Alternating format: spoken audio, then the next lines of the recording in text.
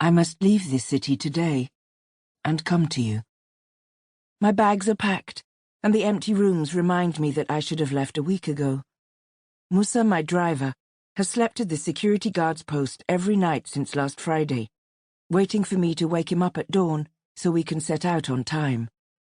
But my bags still sit in the living room, gathering dust. I have given most of what I acquired here, furniture, electronic devices, even house fittings, to the stylists who worked in my salon. So every night for a week now, I've tossed about on this bed without a television to shorten my insomniac hours. There's a house waiting for me in Ife, right outside the university where you and I first met. I imagine it now. A house not unlike this one. Its many rooms designed to nurture a big family. Man, wife, and many children. I was supposed to leave a day after my hairdryers were taken down. The plan was to spend a week setting up my new salon and furnishing the house. I wanted my new life in place before seeing you again. It's not that I've become attached to this place. I will not miss the few friends I made, the people who do not know the woman I was before I came here, the men who over the years have thought they were in love with me. Once I leave, I probably won't even remember the one who asked me to be his wife. Nobody here knows I'm still married to you. I only tell them a slice of the story. I was barren, and my husband took another wife. No one has ever probed further, so I've never told them about my children. I have wanted to leave since the 3 corpers in the National Youth Service program were killed. I decided to shut down my salon and the jewelry shop before I even knew what I would do next, before the invitation to your father's funeral arrived like a map to show me the way. I have memorized the 3 young men's names, and I know what each one studied at the university. My Olamide would have been about their age. She too would have just been leaving university about now. When I read about them, I think of her. Akin. I often wonder if you think about her too.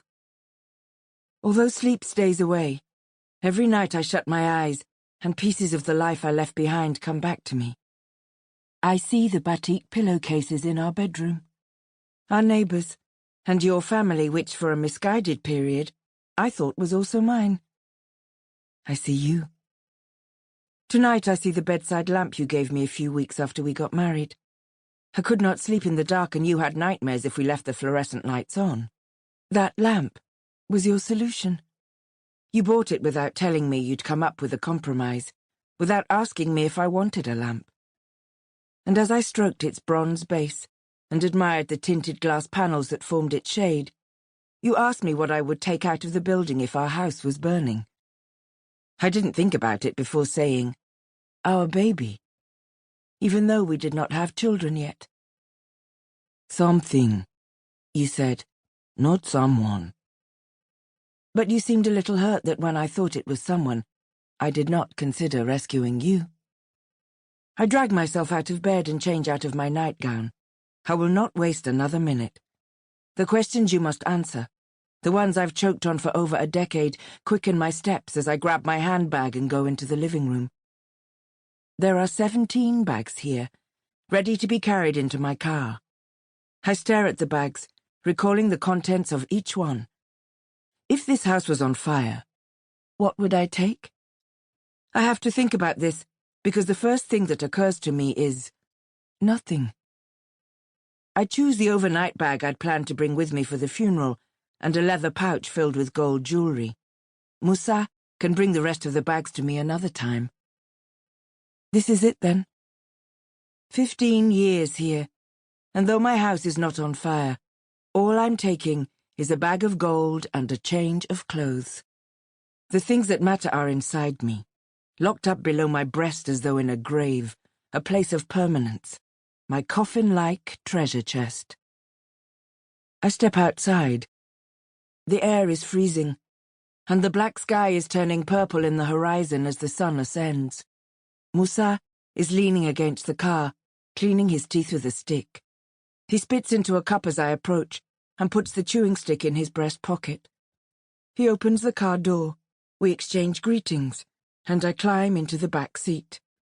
Musa switches on the car radio and searches for stations. He settles for one that is starting the day's broadcast with a recording of the national anthem.